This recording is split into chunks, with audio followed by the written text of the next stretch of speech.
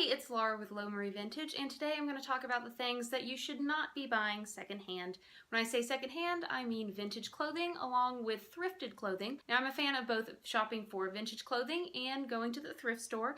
There is a difference between the two. I talked about that in my last video. So the first thing on my list, which is going to be pretty obvious, is I do not buy any underwear secondhand. Even if it was a gorgeous pair from the 1920s, unless I was gonna put it on display, it is not going on my body. Nothing that has touched someone else's skin in such an intimate way will be touching mine in the same way. Now, this doesn't mean lingerie. Now, I do wear vintage slips, vintage bloomers, because bloomers are not underwear. So anything like that, loungewear, robes, I will buy that secondhand. I'm talking about bras and panties. I do not buy secondhand bras and panties. Also, I would never buy secondhand socks because that's gross, and I think that's self-explanatory. The second thing on my list is going to be basics. There is no reason to go to a thrift store to buy a $1 tank top when you can go to Forever 21 and buy a $1.90 brand new tank top. So things like tank tops and t-shirts and undershirts and leggings are meant to be worn for a short period of time and replaced with new items.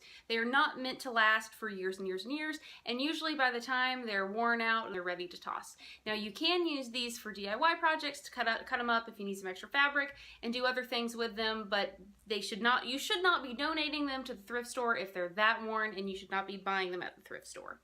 Also, you should never buy anything that's faux leather or pleather or that plasticky leather secondhand. Leather gets better with age, plastic falls apart. So even if you don't like real leather and real suede, which is totally okay, I still wouldn't buy the fake stuff at a secondhand shop. You might as well just buy it new off a website, since it usually is less expensive than real leather, and you'll probably have a much better quality item. Because if you buy a belt at the thrift store and it's already several years old and it's made of that fake plasticky leather material, it will crack and it will break because that fake leather does not last all that long. If you buy something from a thrift store or a vintage shop that's made out of that fake leathery material, especially if it's already starting to crack and show its age, it's only going to get worse once you take it home and wear it.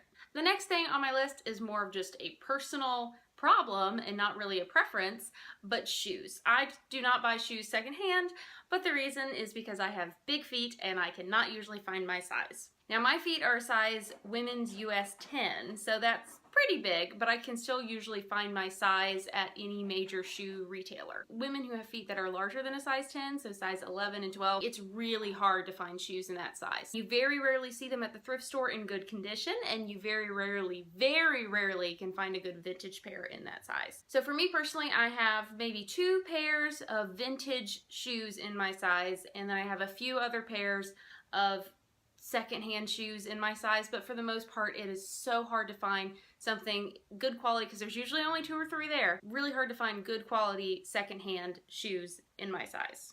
Another thing you should never get secondhand is a gift for someone else. Now, if it's not clothing, if it's something funky you found at the thrift store at a vintage shop that you know someone like a knick-knack or something, that's super easy. But unless you know them very well, unless you know their measurements and their style and what they like, don't buy people clothes because typically you cannot return those to a thrift store or a vintage shop.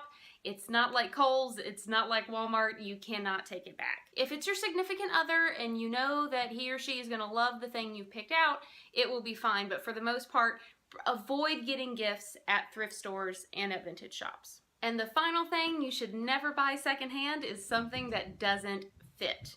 We've all been in the situation where we found something so beautiful and so lovely and it's just so perfect and wonderful, but it doesn't fit us, and we either say, I'll get it altered, or I'll lose some weight and then I'll fit into it.